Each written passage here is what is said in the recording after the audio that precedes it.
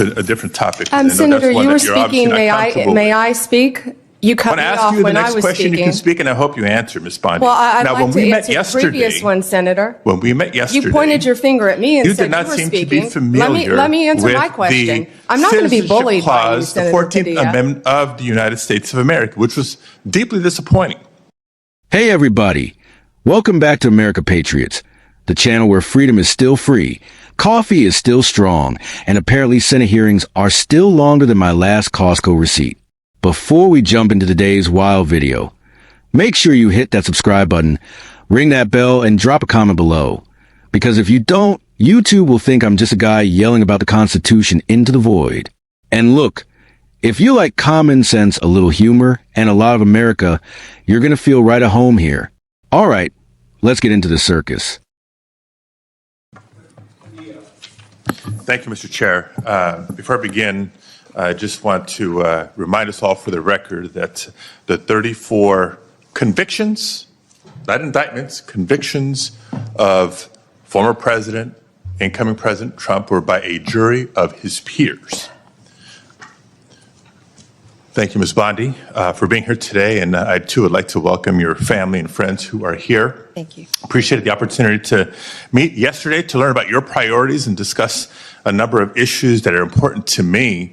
But I got to tell you, as I reflected on our conversation yesterday and as I've observed the hearing today, I continue to have significant reservations on your ability to function as a truly independent Attorney General for your friend. Let's say you keep referring to him, your friend, President-elect Trump. So I hope you can address some of these concerns through your responses to my questions here. Now, the first issue area is something that we didn't get a chance to touch on yesterday. So I actually want to follow up on some of Senator Durbin's questions from earlier about the 2020 election. And to be specific, on the day after the 2020 presidential general election, you traveled to Philadelphia to appear alongside President Trump's then attorney, Rudy Giuliani. And together, you falsely asserted that President Trump had, quote, won Pennsylvania in that election. And I want to be clear, at that moment, there were still at least 1 million ballots left to be counted in Pennsylvania. Of course, President Biden went on to win the state by more than 80,000 votes. But in the following days, even after the results were clear, you continued to double down on the big lie, promoting falsehoods about election fraud and cheating without offering any actual evidence. And I remember it clearly because I served as California Secretary of State at the time, and I invited anybody associated with the Trump campaign who was making these claims to come forward with evidence of irregularities in the election or massive voter fraud. 4 years later, I still have seen none. So I ask you today, do you have any evidence of election fraud or irregularities in the 2020 election? So, First Senator. Yes or no? It's a yes or no question. First Senator. Do you have evidence, yes or no? First Senator.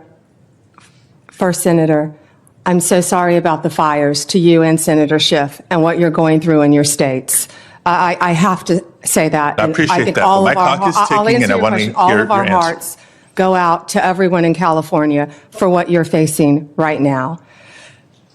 I'm glad you asked the question about Pennsylvania. It's a yes or no question. I was hoping. Do you have evidence, yes or no? Senator, I was hoping you'd ask the question. Do you have evidence, yes or no? I traveled to Pennsylvania. Do you have the evidence, yes or no? I traveled, Senator, to Pennsylvania. Okay. You're not answering my question. If you have no evidence to offer, let me ask you this. Will you now retract your previous statements that Trump won Pennsylvania in the 2020 election, yes or no? Oh, Senator, I traveled to Pennsylvania, and let me tell you what I saw firsthand. Yes or no? I didn't talk about California because I was not in California. I talked about... Yes or no? Last time I'm going to ask. I talked about Pennsylvania because Mr. Chair, I was there. I'm going to move on because she's clearly not answering my questions. And I want to know, colleagues, for everybody, members of the committee and everybody watching, that the attorney who stood beside Mr. Giuliani was making very similar statements. And he has since been disbarred from multiple jurisdictions for making these false claims about the 2020 election in court. And like Mr. Giuliani, as you've noted today, You've taken an oath to uphold the Constitution just as an attorney. And now you're asking us to consider you to serve as the chief law enforcement officer in our country?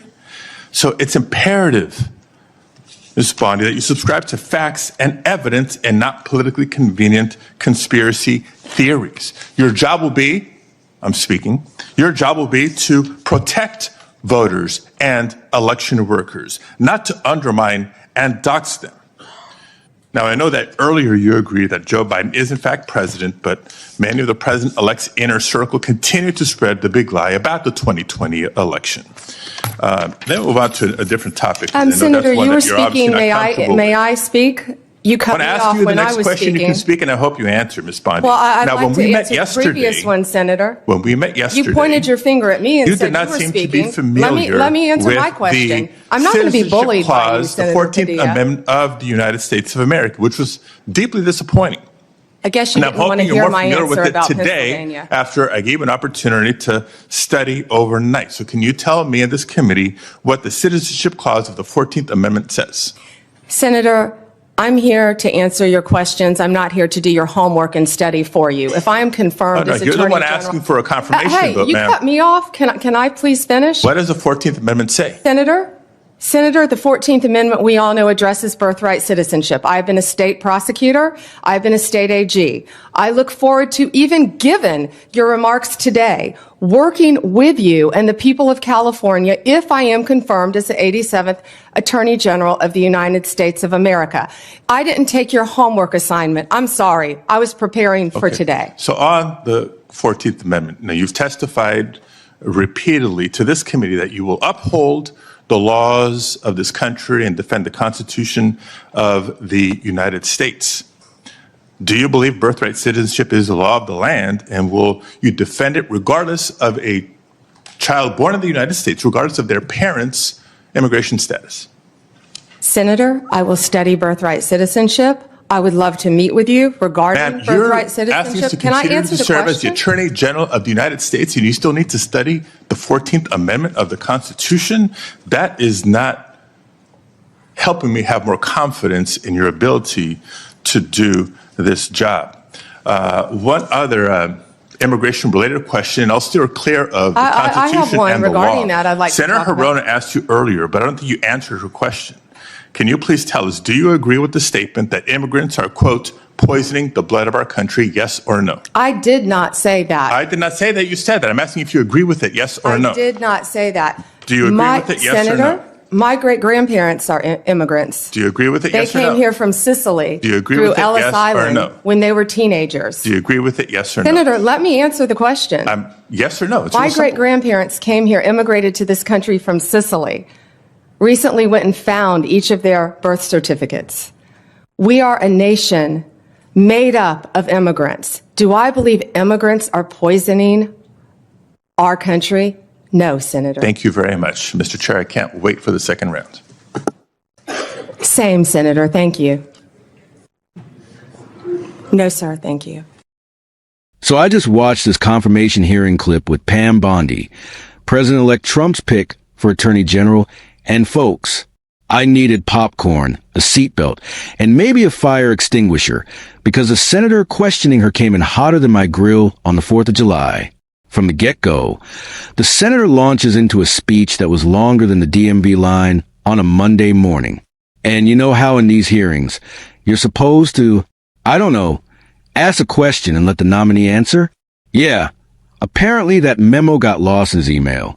Pam Bondi tries to get 2 words in, and the senator is cutting her off faster than Wi-Fi during a Zoom meeting.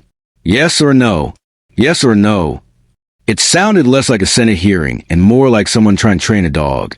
Except the dog, in this case, is a former state attorney general who probably knows more law than the rest of the room combined.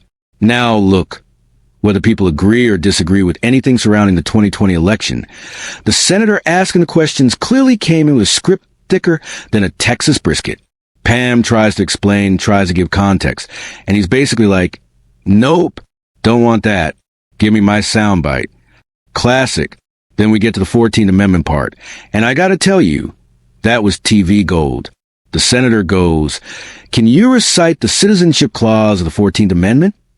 "Buddy, this is a confirmation hearing, not Jeopardy." And Pam Bondi's like, "I'm here to answer your questions, but I'm not here to do homework assignments." Honestly, respect. If the next question had been define photosynthesis, I wouldn't have been surprised. Then comes the immigration question. "Do you agree immigrants are poisoning the blood of our country?" Pam says no. Good. Clear. Simple. But nope. The senator repeats it like he's trying to unlock a secret level in a video game. "Bro," she said no. "This is a Morse code." She answered, "Look, whether you love Pam Bondi like Pam Bondi or don't even remember who Pam Bondi is, one thing's clear." She kept her cool. And I respect that. If someone interrupted me that many times, I'd start sounding like a blender full of silverware. But here's the big thing. Hearings like this should be about actually learning whether a nominee can do the job, not creating a highlight reel for social media. I don't care what side of the aisle you sit on. Every nominee deserves a fair shot to answer a question without a referee whistle going off every 3 seconds. And my personal opinion? Pam Bondi handled that like a champ. Calm, steady, and not taking the bait. That's the kind of attitude I want in an attorney general. Whether you're conservative, liberal, or somewhere in the middle of the Costco parking lot. Anyway, folks, let me know what you think in the comments. Did the senator go too hard? Did Pam Bondi stay too calm? Should they have both been given stress balls, maybe a juice box? I'm open to all theories. This is America Patriots, after all. Before you go, don't forget to like, comment, and subscribe. Helps the channel, helps keep the conversation going, and helps me justify spending hours watching hearings instead of mowing my lawn. All right, Patriots, stay free, stay funny, and stay tuned. See you in the next one. United States.